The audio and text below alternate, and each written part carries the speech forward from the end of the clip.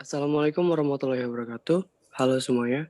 Pada kesempatan kali ini, saya dan teman-teman saya akan mempresentasikan apa itu korelasi produk momen. Dimulai dari saya, perkenalkan nama saya Fardiansyah dengan nomor induk mahasiswa 20200510209. Next, apa itu korelasi? Korelasi merupakan salah satu teknik analisis dalam statistik yang digunakan untuk mencari hubungan antara dua variabel yang bersifat kuantitatif. Secara sederhananya, korelasi dapat diartikan sebagai hubungan. Namun, jika dikembangkan lagi lebih jauh, korelasi tidak hanya dipahami sebatas pengertian tersebut. Korelasi merupakan salah satu teknik analisis dalam statistik yang digunakan untuk mencari hubungan antara dua variabel yang bersifat kuantitatif. Hubungan dua variabel tersebut dapat terjadi karena adanya hubungan sebab akibat atau dapat pula terjadi karena kebetulan saja. Dua variabel dikatakan berkorelasi apabila perubahan pada variabel yang satu akan diikuti perubahan pada variabel yang lain secara teratur dengan arah yang sama atau korelasi positif, atau juga berlawanan dengan korelasi negatif. Dalam matematika, korelasi merupakan ukuran dari seberapa dekat dua variabel berubah dalam satu hubungan dengan yang lainnya. Sebagai contoh, kita bisa menggunakan tinggi badan dan usia siswa SD sebagai variabel dalam korelasi positif. Semakin tua usia siswa SD, maka tinggi badannya pun menjadi semakin tinggi. Hubungan ini disebut korelasi positif, karena kedua variabel mengalami perubahan ke arah yang sama, yakni dengan meningkatnya usia, maka tinggi badan pun ikut meningkat. Oke, berikutnya. Terdapat macam-macam korelasi, yaitu terdapat 3 yang secara terdapat 3 macam korelasi yang ada secara umum, yaitu pertama, korelasi sederhana. Korelasi sederhana merupakan suatu teknik statistik yang dipergunakan untuk mengukur kekuatan hubungan antara dua variabel dan juga untuk dapat mengetahui bentuk hubungan keduanya dengan hasil yang bersifat kuantitatif. Kekuatan hubungan antara dua variabel yang dimaksud adalah apakah hubungan tersebut erat, lemah, ataupun tidak erat. Sedangkan bentuk hubungannya adalah apakah bentuk korelasinya linear positif ataupun linear negatif. Dan yang kedua itu korelasi parsial.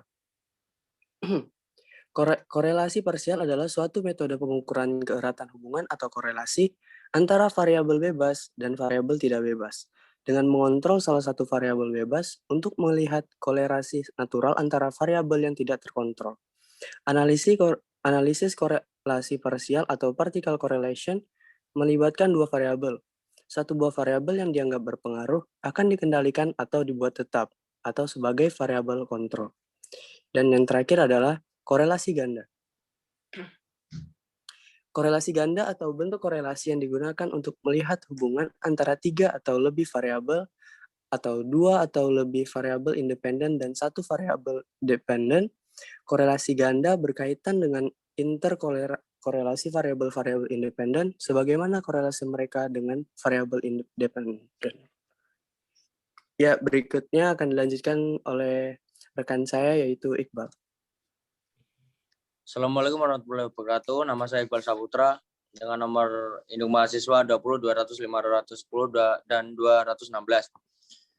Korelasi produk momen. Korelasi produk momen atau korelasi produk momen atau juga disebut KPM adalah korelasi yang digunakan untuk data kontinu dan data diskrit. Korelasi produk momen ini ada beberapa variasi data. Beberapa data tersebut dapat menunjukkan korelasinya.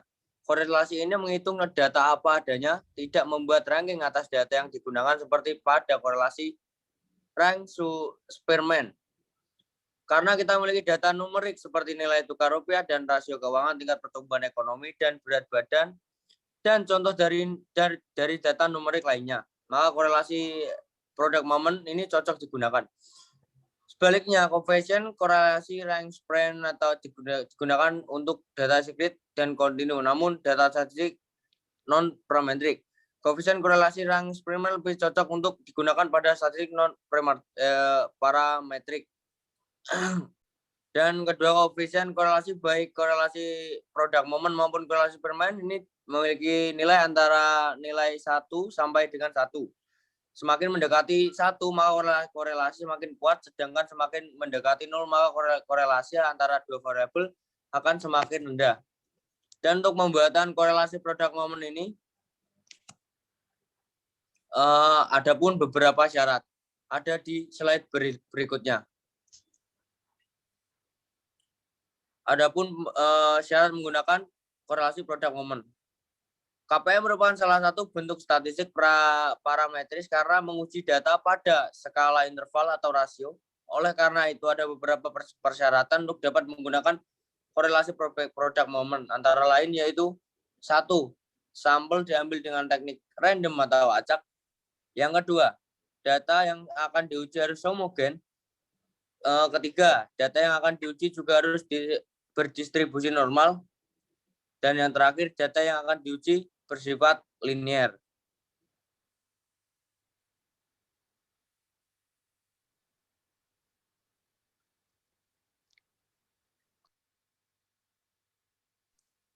Untuk selanjutnya akan dibacakan teman saya. Baiklah, perkenalkan nama saya Muhammad Kumis Bahan dengan NIM 20200051154. Tabel nilai korelasi. Berdasarkan tabel berikut, dapat dijelaskan tentang nilai koefisien korelasi uji persen produk momen dan makna keeratannya dalam sebuah analisis statistik atau analisis data adalah nilai koefisien 0 sampai 0, tidak ada hubungan sama sekali atau jarang terjadi. Dan nilai 0,20 sampai 0,39 itu termasuk rendah.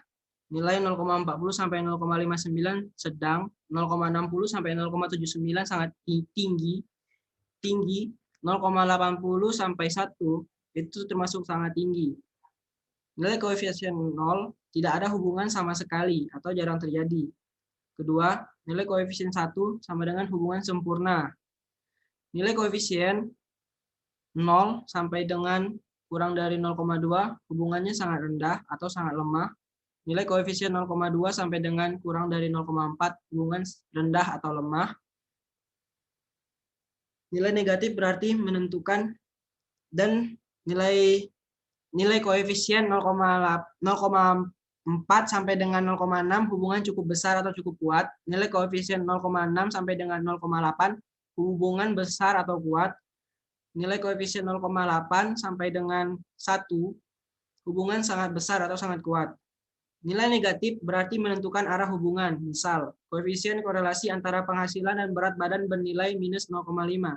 Artinya, semakin tinggi nilai penghasilan seseorang, maka semakin rendah berat badannya. Dengan besarnya keeratan hubungan sebesar 0,5 atau cukup kuat. Rumus uji person produk momen adalah sebagai berikut. Agar kita bisa menghitung uji person produk momen secara manual, maka kenali rumus uji person produk momen terlebih dahulu. Berikut adalah rumusnya. Dengan ketentuan R kecil sebagai koefisien korelasi person, N besar banyak pasangan nilai X dan Y, sigma X, Y jumlah dari hasil kali nilai X dan nilai Y, sigma X jumlah nilai X, sigma Y jumlah nilai Y, sigma X2 jumlah dari kuadrat nilai X, sigma Y2 jumlah dari kuadrat nilai Y. Pengujian lanjutan untuk menentukan apakah koefisien korelasi yang didapat bisa digunakan untuk generalisasi atau mewakili populasi, maka digunakan uji signifikan dari uji T. Maka nilai R persen yang dapat digunakan untuk menghitung nilai T hitung adalah seperti T hitung sama dengan R akar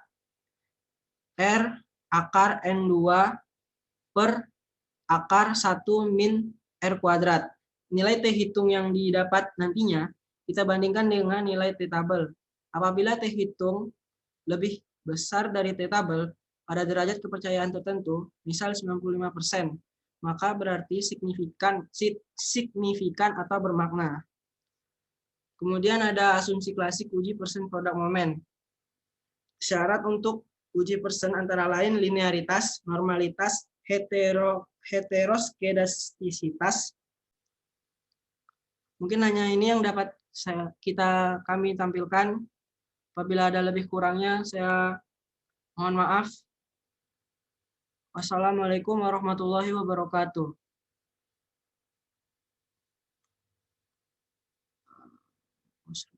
Stop.